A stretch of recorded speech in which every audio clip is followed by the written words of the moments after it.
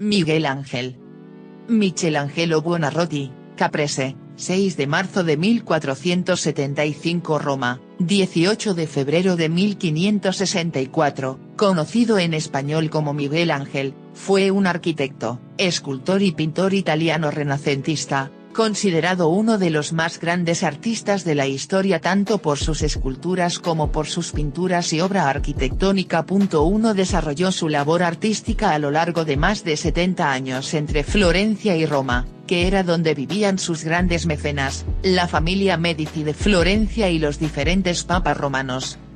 Fue el primer artista occidental del que se publicaron dos biografías en vida. Le vite dei Excellenti Pittori, Scultori e Architettori, de Giorgio Vasari, publicada en 1550 en su primera edición, en la cual fue el único artista vivo incluido. Dos y Vita de Michelangelo Buonarroti, escrita en 1553 por Ascanio Condivi, pintor y discípulo de Miguel Ángel, que recoge los datos facilitados por el mismo Buonarroti.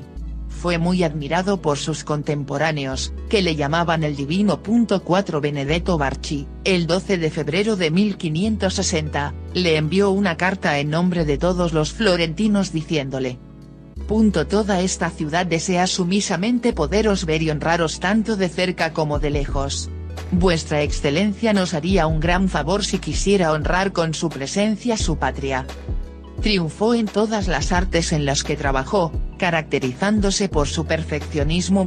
A la escultura, según había declarado, era su predilecta y la primera a la que se dedicó. A continuación, la pintura, casi como una imposición por parte del Papa Julio I, y que se concretó en una obra excepcional que magnifica la bóveda de la Capilla Sixtina, y ya en sus últimos años, realizó proyectos arquitectónicos.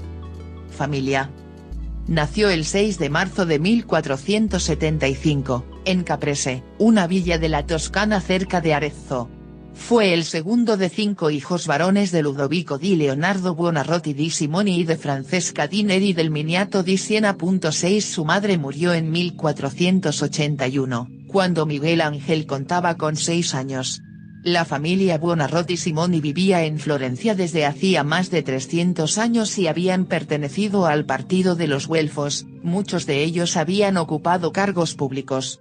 La decadencia económica empezó con el abuelo del artista, y su padre, que había fracasado en el intento de mantener la posición social de la familia, vivía de trabajos gubernamentales ocasionales. 2 Como el de corregidor de Caprese en la época en que nació Miguel Ángel. Regresaron a Florencia, donde vivían de unas pequeñas rentas procedentes de una cantera de mármol y una pequeña finca que tenían en Setignano. 7 Pueblo donde Miguel Ángel había vivido durante la larga enfermedad y muerte de su madre, allí quedó al cuidado de la familia de un picapedrero. Vista de Florencia, según un grabado del Libertronicarum, 1493, en los primeros años de Miguel Ángel. El padre le hizo estudiar gramática en Florencia con el maestro Francesco da Urbino. Miguel Ángel quería ser artista, y cuando comunicó a su padre que deseaba seguir el camino del arte, tuvieron muchas discusiones, ya que en aquella época era un oficio poco reconocido. Ludovico di Leonardo consideraba que aquel trabajo no era digno del prestigio de su linaje. Gracias a su firme decisión, y a pesar de su juventud, consiguió convencerlo para que le dejara seguir su gran inclinación artística, que, según Miguel Ángel, le venía ya de la nodriza que había tenido, la mujer de un picapedrero. De ella comentaba: juntamente con la leche de mi nodriza mamé también las escarpas y los martillos con los cuales después he esculpido mis figuras. Aprendizaje. Desde muy joven manifestó sus dotes artísticas para la escultura, disciplina en la cual empezó a sobresalir. En abril de 1488, con 12 años de edad y gracias al consejo de Francesco Granacci, otro joven que se dedicaba a la pintura, entró en el taller de los famosos Ghirlandaio, Domenico y Davide. Su familia y los Ghirlandaio formalizaron un contrato de estudios durante 3 años. 1488. Yo, Ludovico di Leonardo Buonarrota, en este primer día de abril, inscribo a mi hijo Michelangelo como aprendiz de Domenico y Davide di Tommaso di Currado. Durante los próximos 3 años, bajo las condiciones siguientes, que el dicho Michelangelo ha de permanecer durante el tiempo convenido con los anteriormente citados para aprender y practicar el arte de la pintura y que ha de obedecer sus instrucciones, y que los nombrados Domenico y Davide habrán de pagarle en estos años la suma de 24 florines de peso exacto, 6 durante el primer año, 8 el segundo año y 10 el tercero, en total una suma de 96 liras.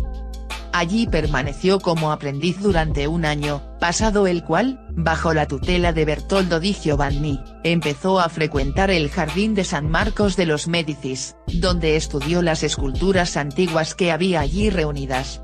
Sus primeras obras artísticas despertaron la admiración de Lorenzo el Magnífico, que lo acogió en su palacio de la Vía Longa, donde Miguel Ángel se habría de encontrar con Angelo Poliziano y otros humanistas del círculo de los Médicis, como Giovanni Pico della Mirandola y Marsilio Ficino. 10 Estas relaciones lo pusieron en contacto con las teorías idealistas de Platón, ideas que acabaron convirtiéndose en uno de los pilares fundamentales de su vida y que plasmó tanto en sus obras plásticas como en su producción poética.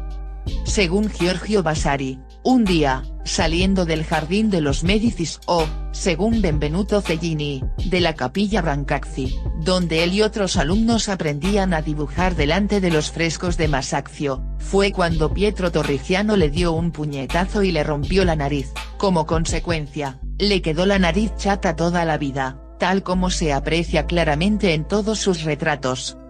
Recorrido artístico.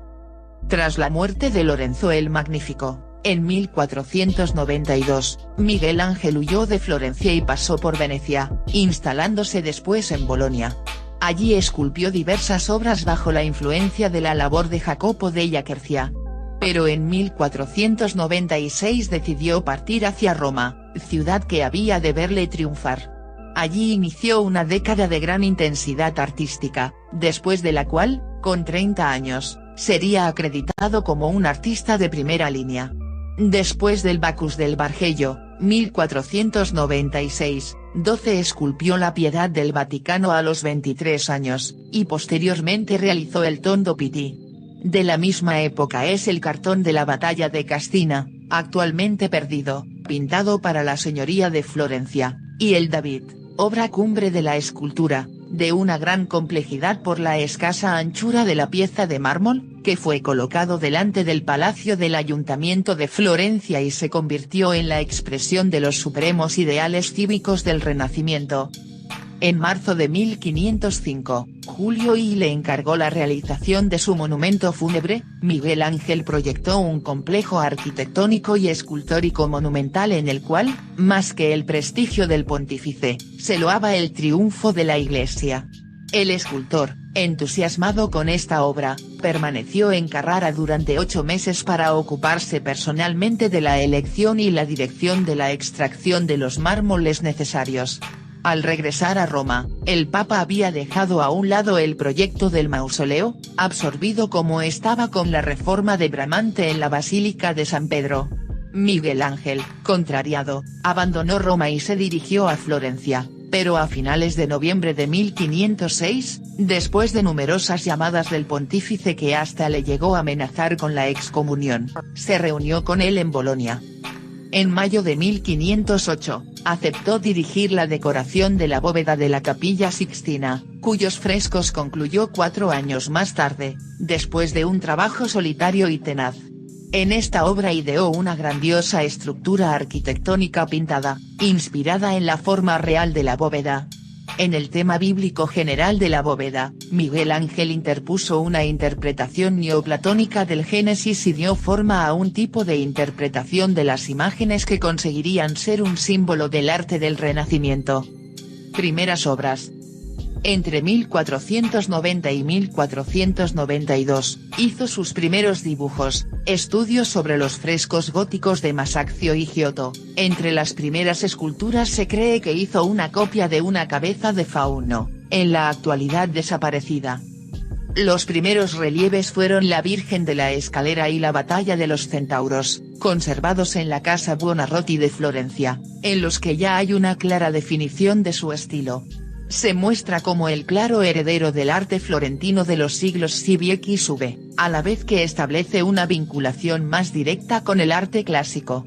En el relieve de mármol de la Batalla de los Centauros se inspiró en el libro Sí de las Metamorfosis de Ovidio y se muestran los cuerpos desnudos en pleno furor del combate, entrelazados en plena tensión, con una anticipación de los ritmos serpenteantes tan empleados por Miguel Ángel en sus grupos escultóricos. Su salida hacia Roma tuvo lugar el 20 de junio de 1496. La primera obra que realizó fue un Baco con un sátiro de medida natural, con gran parecido a una estatua clásica, y encargada por el cardenal Riario, que al ser rechazada, fue adquirida por el banquero Jacopo Galli. Más adelante fue comprado por Francisco I de Medici y actualmente se conserva en el Museo del Bargello, en Florencia. 38 Ascanio Condivi fue el primero que comparó la estatua con las obras de la antigüedad clásica. La originalidad con la que trató esta pieza Miguel Ángel se nota en la ruptura con el dramatismo con el que hasta entonces se trataba esta iconografía, que siempre mostraba el gran dolor de la madre con el hijo muerto en sus brazos. Miguel Ángel, sin embargo, realizó una Virgen, serena, concentrada y extremadamente joven, y un Cristo que parece que esté dormido y sin muestras en su cuerpo de haber padecido ningún martirio. El artista desplazó toda clase de visión dolorosa con tal de conseguir que el espectador reflexionase delante del gran momento de la muerte. 40 Es la única obra de Miguel Ángel que firmó, lo hizo en la cinta que atraviesa el pecho de la Virgen. Tondo Doni. El Tondo Doni, conocido también como la Sagrada Familia, 1504-1505, se encuentra hoy en la Galería Uffizi, Florencia. Esta pintura al temple, la pintó para Agnolo Doni, como regalo de bodas a su esposa Maddalena Strozzi. En primer plano está la Virgen con el niño y detrás, San José, de grandiosas proporciones y dinámicamente articulado. Llaman la atención las imágenes tratadas como esculturas dentro de una disposición circular de 120 centímetros de diámetro y con una composición en forma piramidal de las figuras principales. La base de la línea triangular es la marcada por las piernas de la Virgen colocada de rodillas, con la cabeza girada hacia la derecha, donde se encuentra el niño sostenido por San José, con el cuerpo inclinado hacia la izquierda. Esta parte superior de la pintura junto con la línea que marca los brazos, denota un movimiento en forma de espiral. Separados por una balaustrada, se encuentran Juan el Bautista y un grupo de ignudi. Esta pintura puede verse como la sucesión de las diversas épocas en la historia del hombre. Los ignudi representarían la civilización pagana, San Juan y San José la era mosaica y la Virgen con el niño la era de la redención, a través de la encarnación de Jesús.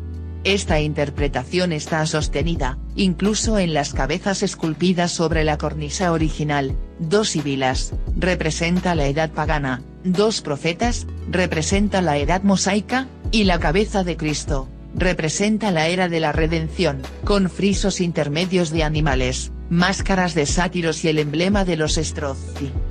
El artista demostró que con la pintura era capaz de expresarse con la misma grandiosidad que en la escultura. El Tondo Doni, de hecho, se considera el punto de partida para el nacimiento del manierismo. Bóveda de la Capilla Sixtina. Entre marzo y abril de 1508, el artista recibió de Julio I el encargo de decorar la bóveda de la Capilla Sixtina. En mayo aceptó y concluyó los frescos 4 años más tarde, tras un solitario y tenaz trabajo. El proyecto del Papa era la representación de los 12 apóstoles, que Miguel Ángel cambió por uno mucho más amplio y complejo. Ideó una grandiosa estructura arquitectónica pintada, inspirada en la forma real de la bóveda. Al tema bíblico general de la bóveda, Miguel Ángel interpuso una interpretación neoplatónica con la representación de 9 escenas del Génesis, cada una rodeada por 4 jóvenes desnudos, ignudi, junto con 12 profetas y las sibilas. Un poco más abajo se encuentran los antepasados de Cristo. Todas estas escenas están diferenciadas magistralmente por medio de la imitación de arquitecturas. Estas imágenes se convirtieron en el símbolo mismo del arte del Renacimiento. Empezó el trabajo el 10 de mayo de 1508, rechazando la colaboración de pintores expertos en frescos. También hizo quitar los andamios que había colocado Bramante y puso unos nuevos diseñados por él. Mientras trabajaba en su primer fresco, El Diluvio, tuvo problemas con la pintura, la humedad alteró los colores y el dibujo. Tuvo que recurrir a Giuliano da Sangallo para su solución y volver a empezar. Miguel Ángel aprendió a fuerza de sufrimiento la técnica del fresco, ya que según Vasari, hacía falta realizar en una única jornada toda la escena. La obra se ejecuta sobre la cala fresca, hasta concluir la parte prevista. Los colores aplicados sobre el muro húmedo producen un efecto que se modifica cuando se seca. Lo que se ha trabajado al fresco queda para siempre, pero lo que ha estado retocado en seco se puede quitar con una esponja húmeda. La superficie pintada en un día se llama jornada. La escena de la creación de Adán, una de las más espectaculares de la bóveda, se realizó en 16 jornadas. El artista también estuvo bajo la tensión de las continuas discusiones con el Papa, las prisas por acabar la pintura y los pagos que no recibía. Finalmente, la gran obra de la pintura de la bóveda se presentó públicamente el 31 de octubre de 1512. Juicio final. Por encargo del Papa Clemente Villi y más tarde confirmado por Paulo Illi, Miguel Ángel aceptó pintar en la pared del altar de la Capilla Sixtina el Juicio Final, o Juicio Universal, iniciado en 1536 y finalizado en 1541. Detalle del Juicio Final, con Jesucristo y su Madre, María. Detalle del Juicio Final, con San Bartolomé aguantando la piel con el autorretrato de Miguel Ángel. El tema se basa en el Apocalipsis de San Juan. La parte central está ocupada por un Cristo con gesto enérgico, que separa a los justos de los pecadores, y a su lado tiene a su Madre María, temerosa por el gesto tan violento de su Hijo. 74 A su alrededor están los santos, fácilmente reconocibles ya que la mayoría muestran los atributos de su martirio, entre los que se encuentra San Bartolomé, que en su martirio fue despellejado. Este santo lleva colgada en su mano su propia piel, donde se reconoce el autorretrato de Miguel Ángel. Justo debajo hay un grupo con ángeles con trompetas, anunciadores del juicio. Todas las escenas están rodeadas por una multitud de personajes, unos al lado derecho de Cristo, los que ascienden al cielo, y a la izquierda los condenados que bajan a las tinieblas, algunos de los cuales se encuentran encima de la barca de Caronte, presente en la Divina Comedia de Dante. En los semicírculos de la parte superior del mural aparecen unos ángeles con los símbolos de la pasión de Cristo, en un lado la cruz donde murió y en el otro la columna donde fue flagelado. A pesar de la admiración que despertó esta obra, también las protestas por los desnudos y por las aptitudes de los personajes fueron importantes, ya que se consideraron inmorales. El maestro de ceremonias papal, Biagio da Cesena, dijo que la pintura era deshonesta, pero uno de los que más críticas contrarias lanzó contra los desnudos, argumentando que se había de hacer una hoguera con la obra, fue Pietro Aretino. En 1559, se consiguió que Daniele da Volterra, por orden del Papa Paulo I, cubriese las vergüenzas de las figuras desnudas, por lo que sería conocido con el sobrenombre de Il Braghetone. El pintor murió al cabo de 2 años, sin haber podido completar su trabajo. Después de la restauración empezada en 1980, las pinturas vuelven a lucir tal y como las realizó Miguel Ángel. Valoración. La obra de Miguel Ángel, celebrada por sus contemporáneos como el punto culminante del arte renacentista, fue también su dramática conclusión. Sus esculturas, sus pinturas y su arquitectura, fueron admiradas más allá de todo límite, consideradas como creaciones superiores a las de los antiguos y por encima de la naturaleza misma. Pero Miguel Ángel estaba todavía vivo cuando se inició la polémica, entre los apasionados exaltadores de su arte y sus detractores, que condenaban la falta de medida y de naturalidad, contraponiendo su fuerza a la gracia y la elegancia del arte de Rafael.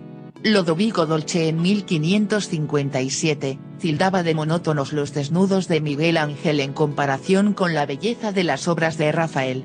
Fue criticado también por la Iglesia italiana. Durante la segunda mitad del 600, ya que sus obras no eran afines a las nuevas normas del Concilio de Trento. Desde la mitad del siglo XVIII d.C., fueron cambiando las críticas hasta llegar a la total adoración por su arte. El carácter profundamente religioso de Miguel Ángel, su genial cabeza le llevaron a ser considerado como un mito, lo que le acarreó, como antes se ha apuntado, algunas críticas, ya que su dominio de las técnicas clásicas llevaron a que, en cierta medida, jugara con ellas y las sobrepasara. Su modo de ser impulsivo le llevó a dedicarse en su juventud a manifestaciones artísticas principalmente escultóricas, en donde el artista tiene una mayor cercanía con su obra, la lleva a cabo él mismo, cosa que se pierde con la arquitectura que por encargo papal acepta en muchas ocasiones, principalmente en el segundo tramo de su vida. Su concepción anuncia la próxima arquitectura barroca. Los frescos de la bóveda de la Capilla Sixtina representan la visión más perfecta de su creencia neoplatónica, que afirmaba que la belleza de la figura humana tiene un carácter divino. También en esta misma creencia se encuentra el significado de las tumbas de los Medici, donde la zona inferior simboliza el mundo material en contraposición de la arquitectura iluminada por la cúpula de la sacristía nueva, que representa el mundo espiritual. 38. Como pintor, tuvo honda influencia en la generación posterior manierista. Tintoretto se ve influido por su dibujo, las formas anatómicas de los cuerpos y sus torsiones, escorzos y posturas forzadas,